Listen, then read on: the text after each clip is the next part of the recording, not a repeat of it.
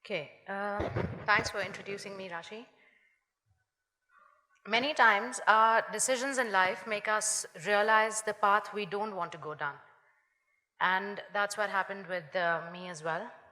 After my master's in psychology, I realized that even though I fully acknowledge how important and beautiful that subject was, it became more and more clear to me that what I really wanted to do was work with animals.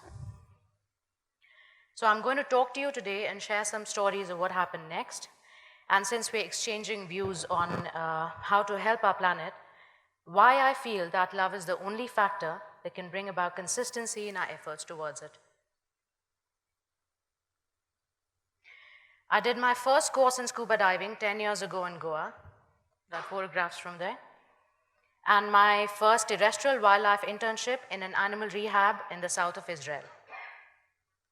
Living in the desert in Israel, we had a lot of time on our hands to notice spiders, scorpions, to pick up rocks and notice critters living under them. And I would occasionally sit outside enclosures of the resident animals, just notice them go about their business. I could do that for hours with an occasional need to share my joy with someone when the animals did something remotely exciting. Both ventures made me meet exciting people with brilliant ideas that have dedicated their entire lives to studying all sorts of wildlife.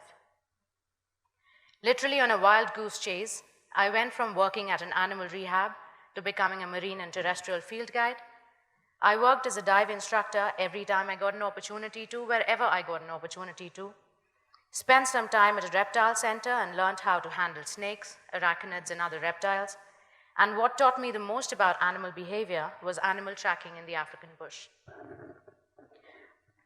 All these hours spent out in the field, on land and underwater, are responsible for making me fall in love with wildlife and becoming increasingly aware of the need to protect it. In terms of life underwater, though, the quantity and diversity that I noticed per square meter was so rich. It is surprising if you hover in one place and start making a species list. Based on these experiences and realizations, I started Species, a wildlife education company in collaboration with my dive school, Dive Goa. Many people have loved the ocean and all sorts of wildlife before I and more deeply than I have. And I'm not here to propose a novel idea, but it makes sense to me. We only truly protect and defend what we love, and the first rung on that ladder is to get to know your subject. What is it that you're really trying to save?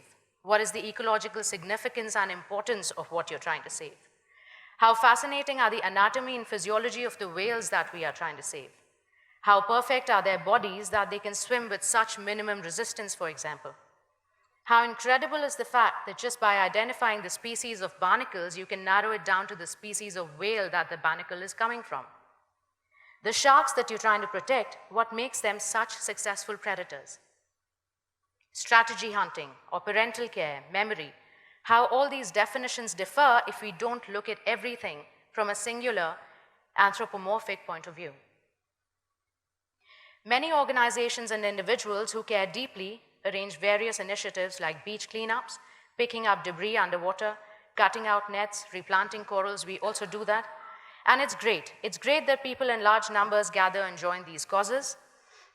For that day or for a few hours, out of which many people go back, feel good about themselves, advertise what they've done, still all good. But the point is that a lot of us will forget about it once that event is over.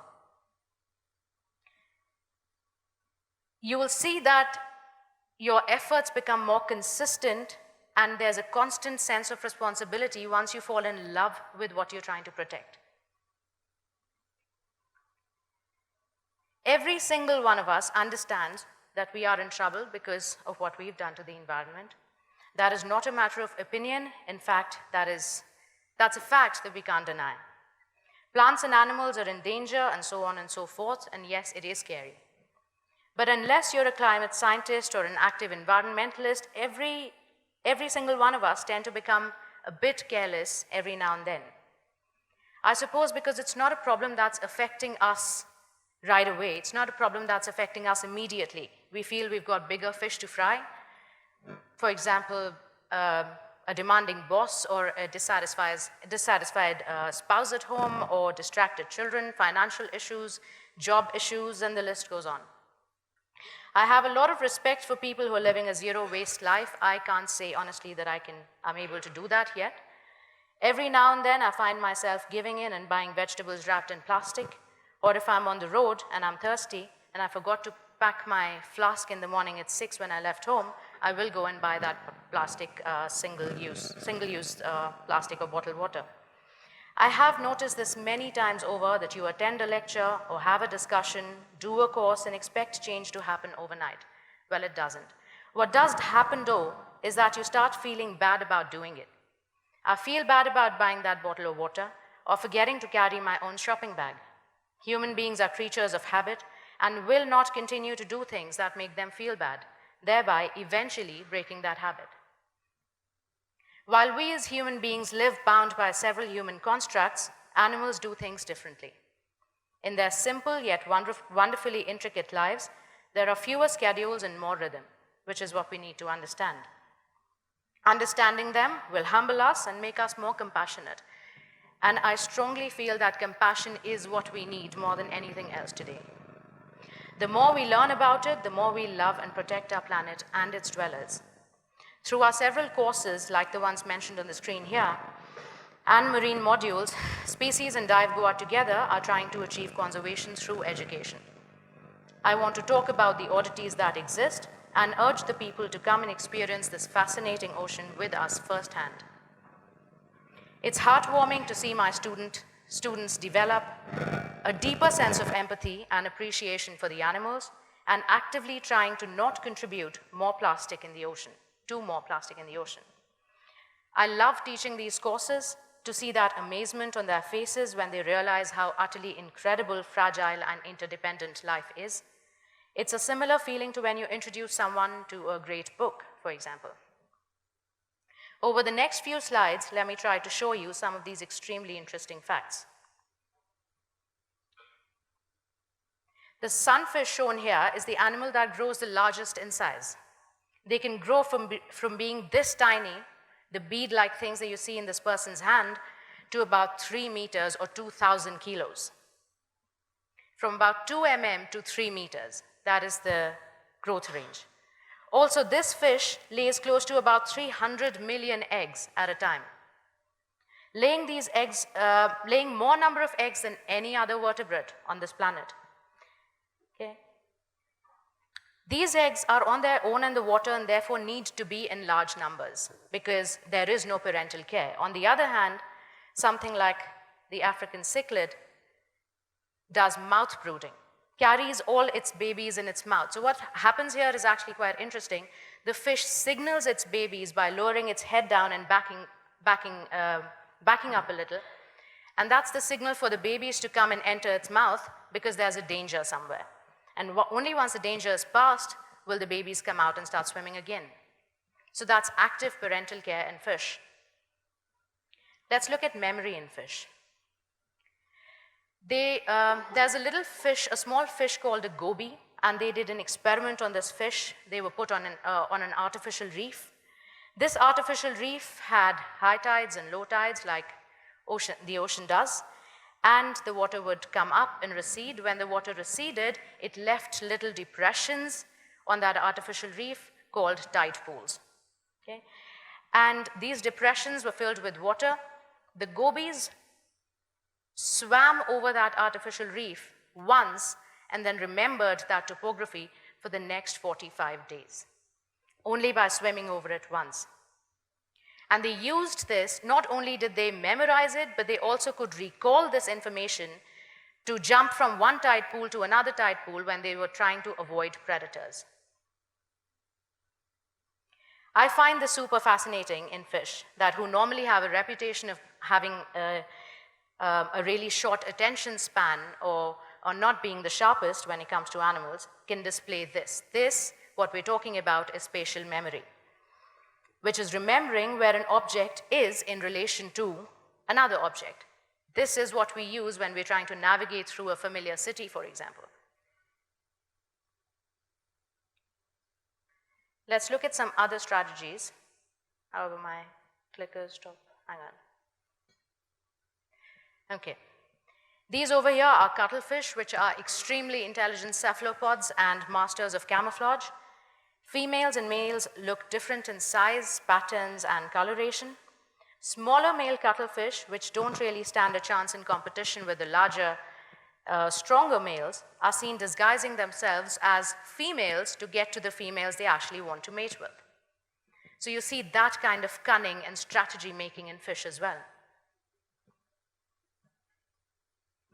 And the oddest one here, the deep sea anglerfish.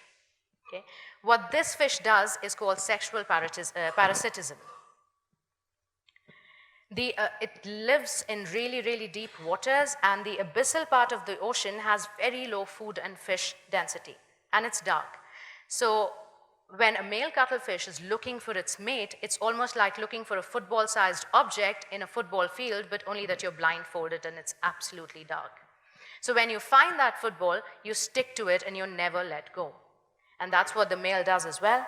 The male, once it finds the female, will latch onto its body with its teeth and never let go after that. Now slowly, these two bodies start fusing and become one fish. Okay? And that's how they mate.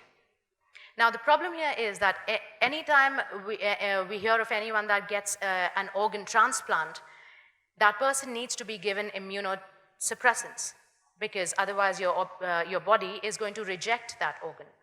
So how is it that the female is able to take that fusing of bodies? Now what the scientists found was that evolution has made these anglerfish delete that part of immunity from their body that is responsible for rejecting any foreign tissue. And there is only innate immunity left, which is passed from a mother to a child and so on.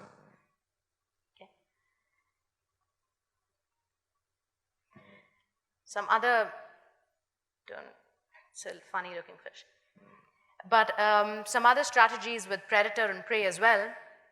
What I'm trying to show in this slide is that fish also use if it's calm waters, fish are also seen using that calm water as a mirror surface.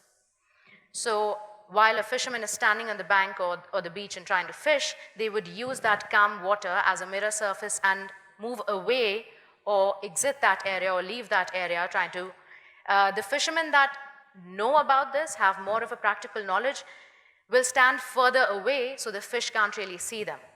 This is the reason why birds and predators that are trying to catch fish in the waters have more success when it's wavy waters as opposed to calm ocean surfaces or water surfaces.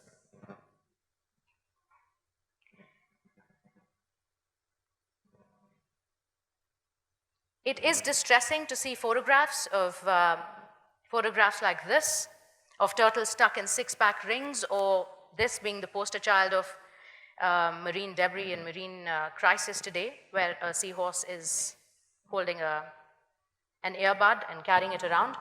But the effect, unfortunately, does not last long enough. There is still room to expand my perception, but we need consistency and social coordination, is what I'm trying to say. There are two reasons that one would want to conserve: out of fear that everything is going to die, or protection out of love.